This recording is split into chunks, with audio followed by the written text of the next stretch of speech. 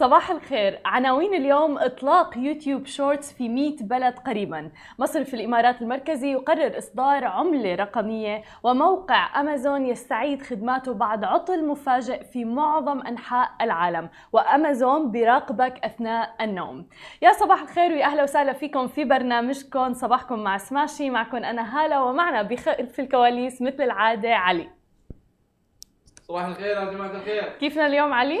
الحمد لله تمام. خلينا نبدأ أخبار اليوم ونحكي لهم عن يوتيوب شورتس. طبعا هي الميزة اللي هي ميزة مشابهة لفيديوهات تيك توك، يعني ظهر تيك توك كسر الدنيا. عدد التحميلات لتطبيق تيك توك كانت فعلا خطيرة جدا بالفترة الأخيرة، وكان بالرقم 1 لفترة طويلة جدا أيضا. لذلك شفنا انستغرام عملوا انستغرام ريل، سناب شات عملوا سبوت لايت، والآن يوتيوب عم يعمل يوتيوب شورتس. أعلنت منصة يوتيوب عن إطلاق نسخة تجريبية من ميزة الفيديوهات القصيرة اللي هي اسمها يوتيوب شورتس، تحديدا في دولة الإمارات العربية المتحدة. وهي تجربة جديدة بتتيح للمستخدمين تصوير فيديوهات قصيرة لافتة رح تكون باستخدام هواتفهم الجوالة. وكانت يوتيوب قد أعلنت عن هذه المنصة للمرة الأولى في شهر سبتمبر أيلول 2020، ووسعت انتشارها منذ ذلك الحين إلى 26 دولة، ولكن ستكون متاحة الآن في أكثر من 100 بلد بتتوفر فيه منصة يوتيوب الأساسية، طبعا من بينها بلدان في منطقة الشرق الأوسط وشمال أفريقيا. وفي حين كانت يوتيوب بتتيح مشاهدات الفيديو القصيرة اللي صنعت من خلال هذه الميزة الجديدة عبر منصتها، سيتمكن الآن المستخدمون حول العالم وللمرة الأولى من الحصول على أدوات لإنشاء هذه الفيديوهات القصيرة، واللي بتشمل كاميرا متعددة الأجزاء لربط عدة مقاطع من الفيديو معا، بالإضافة طبعا إلى ميزات أخرى مثل التسجيل مع موسيقى تصويرية، التحكم في سرعة العرض، وغيرها من الميزات الأخرى. مثل ما شفنا أنه فعلا ميزة اللي مشابهة لفيديوهات تيك توك اللي هي الفيديوهات القصيرة، تغييرات بالخلفية، أو حتى إنكم تضيفوا باك جراوند ميوزك للفيديوهات، انتشرت بشكل واسع وكبير. حتى الريلز على الانستغرام عم بيكون عليها فعلا اكسبوجر عالي جدا، والناس عم تتفاعل معها بشكل أكثر، يمكن لأنه الناس وصلت لمرحلة انه عم بتصاب بالملل من الفيديوهات الطويله. فهي الفيديوهات القصيره عم بيكون فيها مثلا فيديوهات تعليميه، فيديوهات مسليه مضحكه وغيرها، والناس فعلا صارت عم تتبعها، وحتى الشركات عم تتبعها لاستراتيجيه لا تروج لكثير من الامور. في العديد من الشركات المتعلقه بالعقارات عم بتروج للعقارات مثلا والبزنس تبعها والشركات على تيك توك مثلا. فممكن نشوف هذا الآن على يوتيوب من خلال ميزة يوتيوب شورتس. ومثل ما بنعرف انه يوتيوب الفيديو تبعه دايما بشكل افقي، ولكن الآن يوتيوب شورتس رح تدعم ميزة الفيديوهات العمودية، فبالتالي ممكن تصوروها بالموبايل تبعكم وتتفرجوا عليها بسهولة أكثر. علي، هل أنت من محبي مثلا الفيديوهات القصيرة مثل ريلز تيك توك وهلأ مثلا يوتيوب شورتس، أم مثلا ممكن تحضر الفيديوهات الأطول على يوتيوب أو حتى الاي جي تي في على الانستغرام؟ انا في يعني opinion ما opinion ان الشورتس والشورت فورم كونتنت هو المستقبل يفوز فعلا. يعني هو يعني مستقبل السوشيال ميديا اللي انا اشوفه يعني عقب 6 سنوات. شورت يعني شورت فورم 30 سكند الى دقيقتين، يمكن ماكس 3 دقائق فقط. وحلو عم بيصير في إبداع بهذه النوع من الفيديوهات، يعني فعلا أنت مجبر أنك تكون مبدع، لأنه أنت غالبا ما رح تكون فقط جالس أمام الكاميرا وعم تحكي، لا، إضافة باك جراوند ميوزك مثلا بالضبط، خلفية موسيقية، أو حتى تغيروا الخلفية تبعكم، إضافة التكست على الفيديو، وطريقة التعديل عم بتكون سريعة أيضا جدا، فعم بتساعد الأشخاص حتى اللي ما بيستخدموا المونتاج بالفيديوهات تبعهم انه يكون عندهم قدرة انه يبدعوا بهذه الفيديوهات. وانا شخصيا بصراحة عجبتني كثير، وبتوقع انه يكون لها صدى واسع على يوتيوب. ولكن بدنا نسأل سؤال: مين رح يفوز؟ تيك توك ولا ريلز على انستغرام ولا يوتيوب شورتس ولا سناب شات سبوت لايت؟ شو بتقول؟ تيك توك. والله ايه، احس تيك توك لانه هم منصاتهم خاص لهالشيء. يعني مثل ما سناب شات قبل ستوريز الستوريز، ايه اي بس ميزه الستوريز يعني عقب يعني خفت صارت على انستغرام فشوي شوي اوادم راحوا على انستغرام تماما، وخفوا شوي من سناب شات.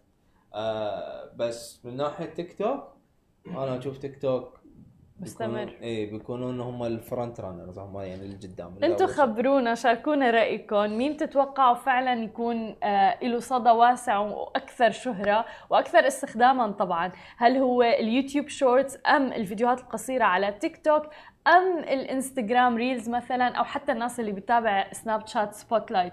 بالمناسبة طبعا تيك توك اضافت ميزة 3 دقائق للفيديوهات لجميع المستخدمين، فايضا تيك توك عم بتتيح ميزة انه تكون في مجال للفيديوهات الطويلة. هذا بيعني انه لسه في طلب على الفيديوهات الطويلة ايضا، صح؟ وخاصة شفنا لايف ستريمز والاشياء على تيك توك تماما رايحين على مجال الصح يعني. صحيح. خلونا ننتقل لثاني خبر معنا لليوم ونحكي عن العملات الرقمية. أعلن مصرف الإمارات المركزي عن استراتيجية 2023 إلى 2026 اللي بيسعى من خلالها لكي يكون من أفضل 10 مصارف مركزية في العالم، وطالب المصرف من شركائه بتزويد توقعاتهم بشأن الاحتياجات المستقبلية من المصرف.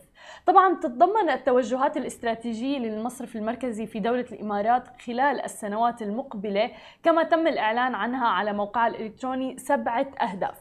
هلا خلونا نحكي عن أهم هدف، والهدف اللي بخصنا يمكن على سماشي تي في بشكل كتير كبير وأنتم كأفراد، اللي هو إصدار عملة رقمية ودعم التحول الرقمي في قطاع الخدمات المالية في دولة الإمارات، وذلك من خلال اتباع أحدث التكنولوجيات في الذكاء الاصطناعي، البيانات الضخمة أيضا والمهمة جدا. وفعلا هذا قطاع هو قطاع المستقبل مثل ما عم نشوف. كما عم تشمل أيضا الاستراتيجية استخدام التكنولوجيا والأنظمة الرقابية وحتى أنظمة التأمين، وذلك بالإضافة إلى استخدام بنية تحتية للهوية الرقمية لتعزيز الشمول المالي والوصول إلى الخدمات المالية بشكل أسرع وأفضل. وهي من الأمور المهمة جدا مثل ما عم نشوف بحكومة دولة الإمارات، إنه كل تقريبا يعني المنظمات وحتى المؤسسات عم تتجه نحو الحكومات اللاورقية وعم يتجهوا إلى الرقمنة لأنها المستقبل. ولكن الآن عم نشوف أنه رح يتم يعني في عملة رقمية من دولة الإمارات، وهذا أيضا يدعم قطاع العملات الرقمية بشكل كبير جدا. وفي الحديث خلونا ننتقل على التكنولوجيا وإلى عملاقة التكنولوجيا أمازون. قالت شركة أمازون أنه متاجرها الإلكترونية عادت إلى خدماتها الطبيعية بعد ما تسبب انقطاع عالمي في تعطيل التسوق في موقعها المحلي. مثل ما بنشوف يمكن في ناس انتبهت، والناس تحديدا اللي بتضل على أمازون، يوم أمس فعلا كان في عطل عالمي بموقع أمازون وتعطلت مواقع أمازون لمدة 2 ساعة تقريبا. وفي ذروة الانقطاع أشار أكثر من 38 ألف تقرير إبلاغ من المستخدمين إلى وجود مشكلات في متاجر أمازون عبر الإنترنت. ووقعت المشكلة مساء تقريبا يوم الأحد في الولايات المتحدة الأمريكية وصباح يوم الاثنين في معظم أنحاء العالم. قال متحدث باسم أمازون أنه ربما واجه بعض العملاء مشكلات مؤقتة أثناء التسوق، ولكن حلوا المشكلة وكل شيء الآن عم بيصير بسلاسة لكل الناس اللي حابة تعمل شوبينج على أمازون. ولكن ما تحدثوا أبدا عن سبب انقطاع وهذا الخلل التقني في أمازون. يعد طبعا هذا ثاني أوسع اضطراب في خدمة أمازون منذ أواخر يونيو، عندما عانى المستخدمون من انقطاع قصير الأمد في منصاتها، بما في ذلك أيضا أليكسا وأيضا برايم فيديو قبل استعادة الخدمات. بالحديث عن أمازون، ولكن حابة أحكيكم على ميزة جديدة عم تشتغل عليها أمازون. أمازون الآن بدها تراقبك حتى أثناء نومك باستخدام الرادار. طيب شو القصة؟ طلبت شركة أمازون في 22 يونيو من لجنة الاتصالات الفيدرالية FCC اللي بتنظم استخدامات تردد الطيف الإذن بتسويق جهاز بيستخدم الرادار لمراقبة نومك. وقد حصلت أمازون يوم الجمعة على الإذن لاستخدام رادار يمكن متابعة النوم عن بعد. طيب شو الهدف من هذا الموضوع؟ الهدف طبعا مصلحتك، والتقنية بحسب أمازون يمكنها مساعدة الأشخاص لتحسين جودة النوم، والتي ستعني فوائد صحية كبرى للجميع. ويمكن لهذه التقنية أيضا بالذات مساعدة الأشخاص اللي بيعانوا من مشاكل في الحركة، الكلام، اللمس أثناء النوم، لإمكانيتها طبعا من مراقبة حركة النوم بدرجة عالية جدا من الدقة. طب خلونا نحكي عن الصورة الأكبر أو البيجر بيكتشر مثل ما بيقولوا. القطاع الصحي هو فعلا الآن حلبة للتنافس الأهم لمستقبل الشركات التقنية، وأصدرت أمازون أساور من قبل، ودخلت أبل مزايا صحية مهمة على ساعاتها، ومنها قياس درجة الأكسجين في الدم. مثل ما عم نشوف حتى الشركات التكنولوجية عم تدخل في مجال القطاع الصحي اللي فعلا عليه منافسة كبيرة جدا. أنا شخصيا برأيي هي ميزة جميلة من أمازون، حلوة إنه الواحد اللي بيحب ممكن يراقب نومه، سواء كان يعالج مشاكل مثل الشخير، الكلام أثناء النوم، أو حتى لمس الحركة وغيرها. علي، فضايح تايم، بتعاني من أي من هاي المشاكل؟ لا الحمد لله، لا انا انام يعني اول ما احط راسي انام. يعني لا حركة، ما بتحكي ولا شيء؟ لا مو عندي، انا مو كائن فضائي، لا. ليش مو كائن فضائي؟ كتير في ناس على فكرة، وهذا مش اختي من ضمن. طيب مو كائن فضائي، كتير في ناس بيمشوا هن ونايمين، في ناس فعليا مشكلة يعني بصراحة.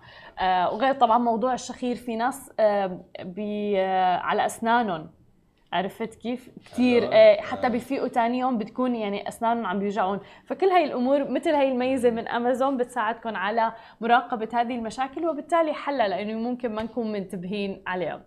مقابلتنا لليوم مع الدكتور بيجان أزاد، مدير مركز دروزة لإدارة الابتكار وريادة الأعمال. بعد الفاصل خليكم معنا ولا تروحوا لبعيد.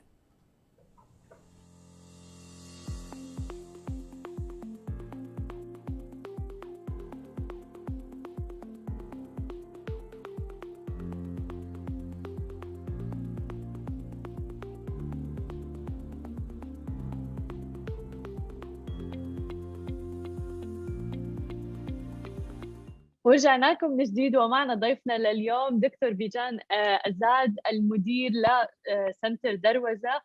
دكتور بيجان أزاد, Director of دروزة Center, welcome to our show. Thank you very much, Hala. So as a start, we would like to know more about the center. Can you tell us more about Darwaza Center? What do you guys offer and what do you guys do? First, let me thank you for having me on Smash TV.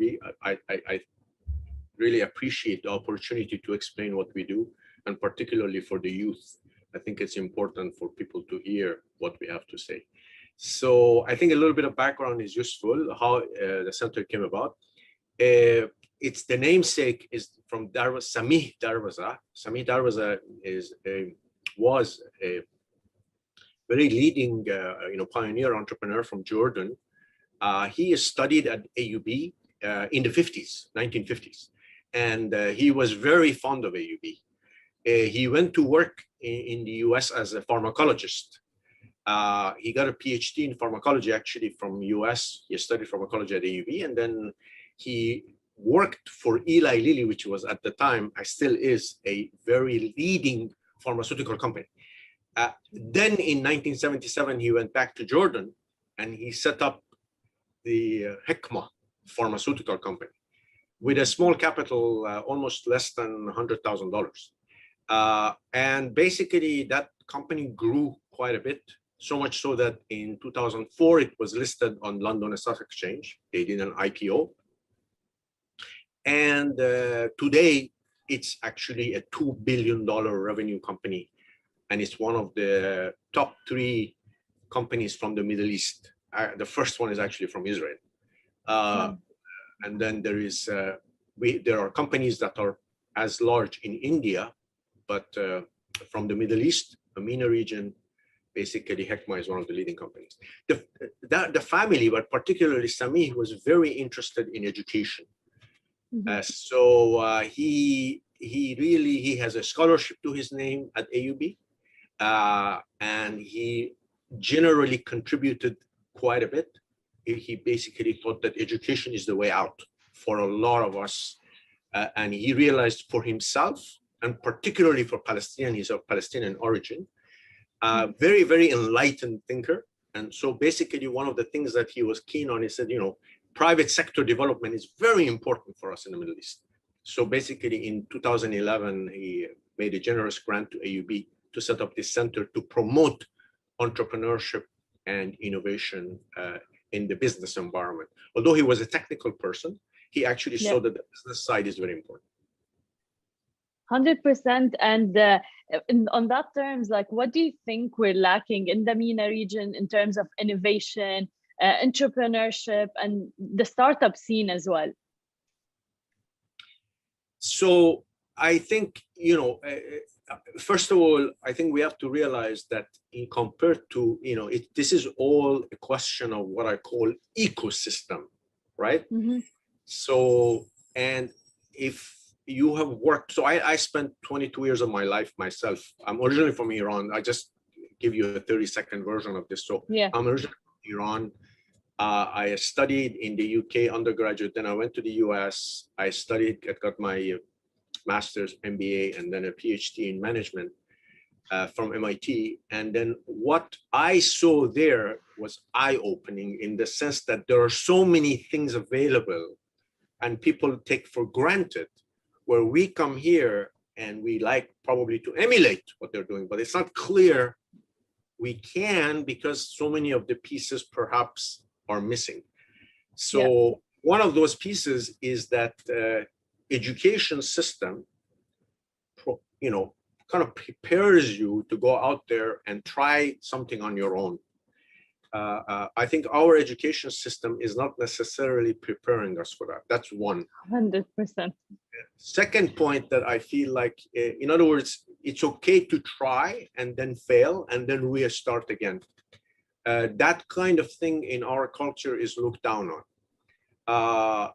You know, and the other thing is that it's okay for you to be able to, and I think this is actually even maybe more important.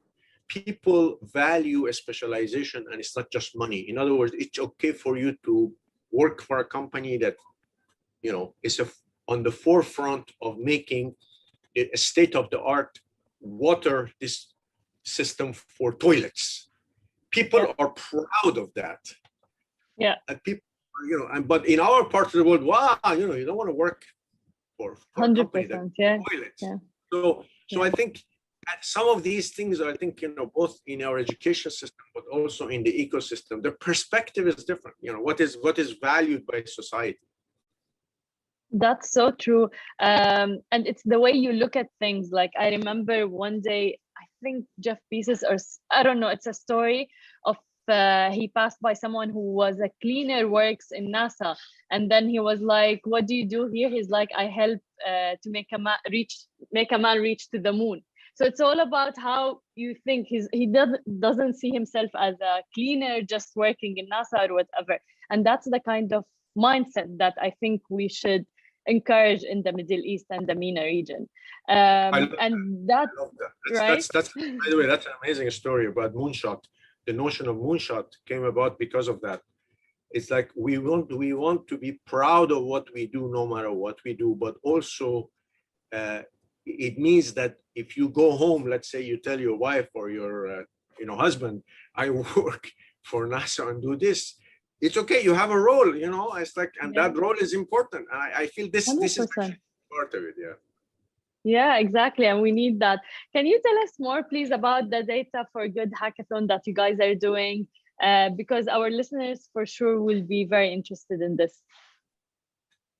Right.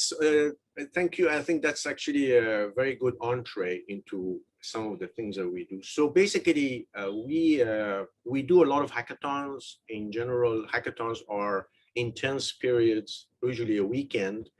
And the word originally came about when people basically, it's, you know, dates back maybe 25 years, 30 years. Facebook, you know, LinkedIn used to do hackathons, you know, 25 years back, Google.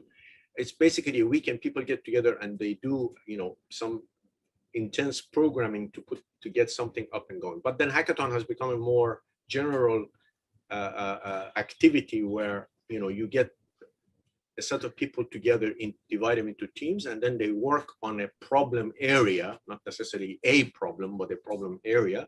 And then you help them by mentoring them, by assisting them to get what the solution to the problem is to a specific state so that it can be worked on later. So let's say if you're working on developing, I don't know, solutions for food crisis in Lebanon, which we have food security problem, you want to define one of those problems is the supply chain of getting, we have very poor cold storage, getting the, produce from the farms onto the shelf. So people can work on that, right? That's a general area, supply chain.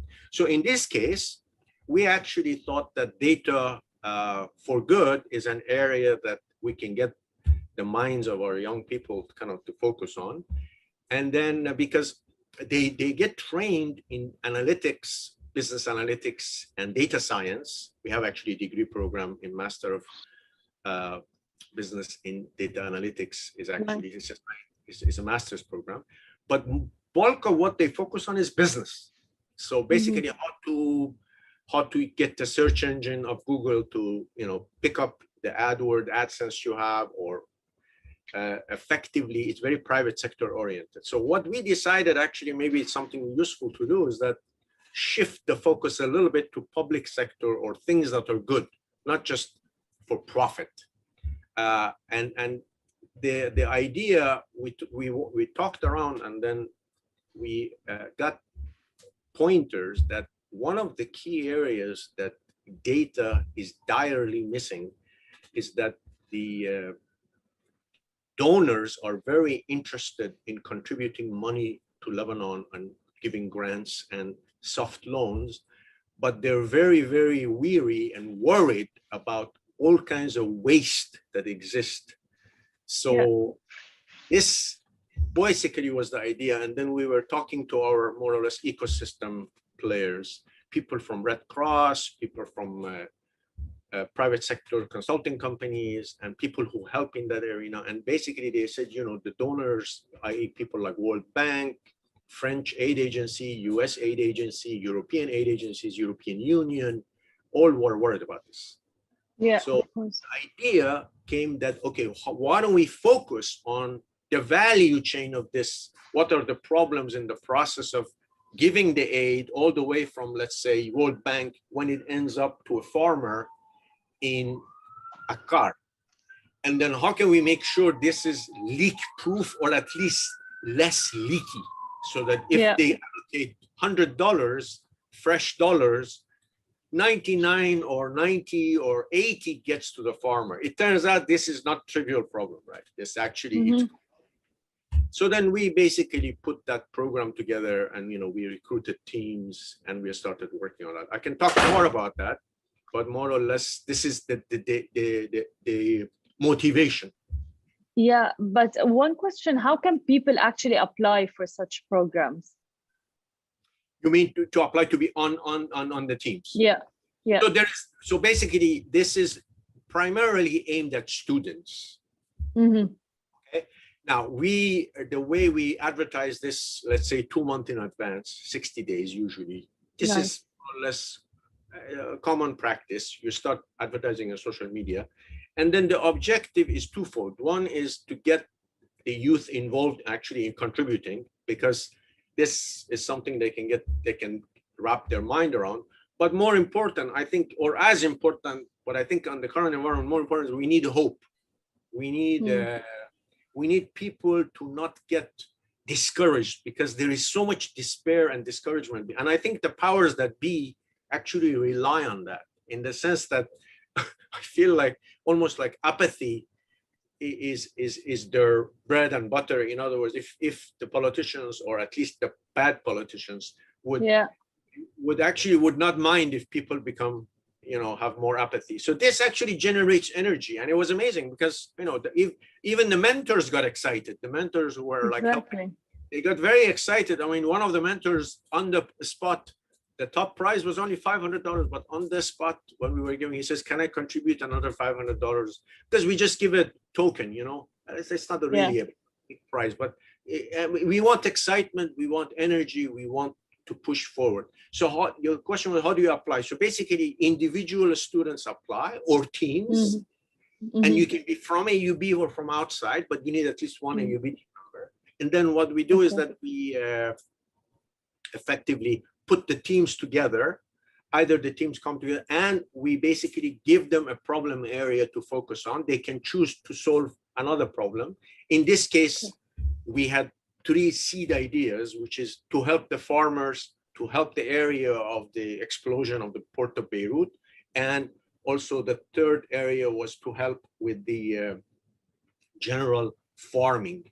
So, it was COVID, farming, and port of Beirut explosion. So these 3 areas they focused on to do, how do you improve the process of aid disbursement? And then 2 of them applied blockchain technology to highlight. So this is more foolproof, because blockchain is a way to basically to authenticate the future.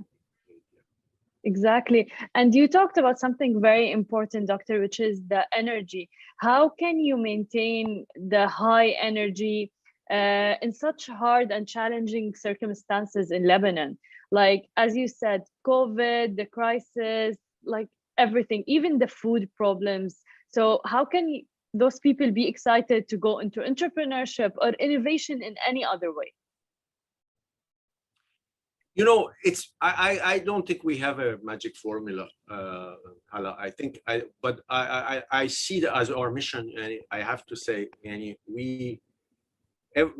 what we see as our mission is that every 2 to 3 months we want to have an activity, and then we want people engaged. And I've been an optimist most of my life. Even when I go through crisis, I like to think that glasses are full, and if I put another, it goes full, it fills up, as opposed to, it's half full, it will go down and it will become, empty very soon. So because of that, I feel like we will outlast this crisis. Okay, we may be weak and become some kind of desperate at times. We have to worry about electricity. We have to worry about gasoline. We have to worry about getting medicine. We have to worry about traffic jams. We have to worry about not having enough money to survive on. The exchange rate is now, I don't know, 17,000 LL. It's like ridiculous. But what I see is that we would outlast this for sure. And people of Lebanon has been through a lot, through this 1950s, and I think we will outlast it. But we need to maintain the energy and also generate ideas so that later on they can be tapped into. Actually, that's why we got recruitment from the people in the ecosystem, because they said, what a great idea. Because this, for instance, the private sector company that worked with us, Inventus, they had pitched this idea to the World Bank and the European Union. And European Union was very excited last fall when they pitched it. Nice. They were thinking, actually, that's what I found out, is they were thinking, how do we get people, work on this? And you see, it's all about connecting the dots. And I feel like if we keep the energy going, I don't know, it will be next 2 months, next 6 months, it will happen. But the point is, we need to kind of work on it. I just wanted to know, like, how did the crisis in Lebanon and even COVID and everything affect you, and even the innovation and the startup scene in Lebanon in particular? Well, I think everybody is affected. 100%, yeah. I mean, and to varying degrees. I think the first thing was that more or less activities became online. It was a challenge. Most of us did not know how to deal with that. And frankly, because we are very physical, activity-oriented entities. So, we used to have, these hackathons used to be in person, right? We used to have events, we invite speakers, and part of either be a hackathon or a session or training or all of this, because you're co-present in face-to-face, there is energy. So the first thing that I think we have to all admit is that we really, for a whole year, we were learning how to recreate this energy without being co-present with each other face-to-face. Even like this interview, right? Very different online. as opposed to in person. So, and I think all of us learned a lot, what could work, what doesn't work. So generally, I think I have to admit that and for instance, one key activity that we do, which is called our demo day for last year, we have an activity called, we give $20,000 to $10,000 prizes. We open it up to the whole university. Anybody can apply as long as you're an active student. No teachers can apply, and then you go through a boot camp, and then you win 2 prizes, top 2 startup ideas, basically. These are, so we were not sure whether we can do that demo day, and finally we ended up doing a demo day online. The demo day is the final jury. Well, people, you kind of picture it, and you get the two prizes. So that's generally speaking that we suffered by moving online, and then we adjusted. More importantly, I think the COVID revealed a lot of problems in the system in terms of unequal access to technology. Yeah. I think, we see it, for instance, even in the schools. People assume that all schools have equal access in terms of students. Access is not equal. So one of the key things that we had to kind of adjust and see is that, okay, how can we do things even in what we do at the university and beyond? So more or less, we became more aware of that. So we kind of tried to be, how do we make sure that's the case? So actually, for instance, we borrowed facilities at our innovation park, which is a kind of a physical entity. So we sent people there observing the social distancing. At least they can sit there, have computer access, have internet access. The third thing is our activities. Our activities more or less adjusted is that we used to, for instance, anything could go. Like, you are interested to make the next Uber. Okay, we allow that. But now we adjusted is that we actually give a push, or we try to get people to focus on local problems. And we said agriculture, supply chain, and also import substitution products, we give more attention to, and therefore, if you apply in those areas, we actually fast track you to enter the competition, even if the idea is, let's say, half-baked. Doesn't have to be fully baked for you to get in. So we have very good, competencies. Competent people apply last year. And also generally the ideas, export promotion as well, the ideas that generate fresh dollars. So for instance, one of the ideas was making this socio emotional learning toy that was made by one of our graduates. It's a plush toy cat, and then it helps families who have kids between ages of 2 and 5, to engage in the process of getting them to deal with. At the time, it was only focused on the port explosion, because kids were asking what happened, why did this thing up, and all of these things. But then it moved to families getting to get their kids, for instance, go to sleep, brush their teeth, do potty training. And it was amazing because actually the traction for this happened in Dubai. So this company is it's a startup called Darda Cats. Darda Cats basically comes from Dardashi, and I don't know. Which is chat, Yeah, and then so it actually they sold 2,000, and then they're now in the process of really moving forward.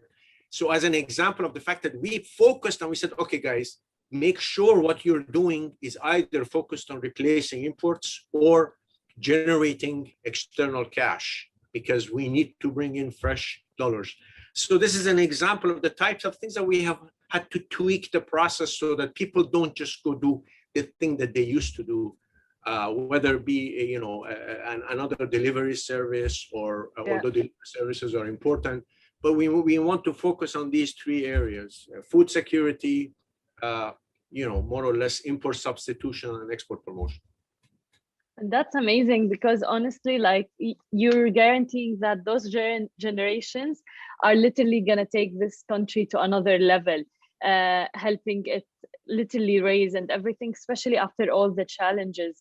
Any future plans for Darwaza Center? Well, you know, we want to continue doing what we're doing, and then what we also see, I think before we got on the live session, we discussed this a little bit. We see as our mission not only helping startups, we see as our mission also really getting what I call unblocking, or getting a small and medium enterprises that are stuck, getting unstuck and growing them. Why? Startups are very risky business. Survival rate is very low. You know, it's like usually it's 10% and less. Actually, the real rate drops down to below 5%, because if you really do the math, right? While if you're already operating for the past 5 years, that means you passed that stage. So your survival rate goes up, but then you're stuck. Why are you stuck? You don't know how to hire people properly and managing them. Why? Because you didn't study that in school, or otherwise you don't have enough people on the staff. Another one is, okay, I have a fresh juice business in Lebanon, and you know, and this fresh juice is doing very well. Now that I've exhausted all my sources of, let's say, fresh, you know, fresh orange juice needs orange groves. I have contracted with all orange groves, and I have got a maximum. Now I need to shift to Syria and bring oranges from Syria, or bring oranges from Jordan. Okay, now what do? Do I locate my next second plant in Jordan or Syria, or do I import? This growth know-how is very, very lacking among our small enterprises. Yeah. So I really think our secondary mission, or as equal of helping startups, is getting this sector really getting the attention it deserves. And also the other problem is that they don't have necessarily the money. If I go to, for instance, we do executive education for large companies, Aramex, Bank Audi, you know, I don't know, Hekma company, you know, Sire Group. There are all kinds of companies. These companies can afford, they have deep pockets, but the smaller companies don't have deep pockets. So we need to adjust the price of what we do, and also do it something that it fits their problems. So this is actually the next area we're focusing on. We are rolling out a program on that. It's called the Growth Readiness Program for small and medium enterprises. And we're trying to price it at a reasonable level. And we're actually trying to get help also from the donors, USAID and European Union. And we are very optimistic that in the next year or so, we would actually roll this out, because I think this is also the other area that we need to focus on, not just the startups and innovation. And that's amazing, because as you said, like most of us did not get this kind of education in school or universities. So what Darwaza Center is doing right now, and in collaboration with AUB, is truly amazing. And because everyone wants to be an entrepreneur right now, but do we have the experience? Do we have the, no, honestly. So that's much needed. So thank you so much for your efforts. We had with us today Dr. Bijan Azad from Darwaza Center from Lebanon. Thank you so much. Thank you very much for having me. I really appreciate it. And I wish all of you a fantastic period to come for all of us post-COVID. Hopefully. شكرا كثير لكم لمتابعتكم. أنا بشوفكم بكرة بنفس الموعد. نهاركم سعيد جميعا. شكرا جزيلا. شكرا جزيلا.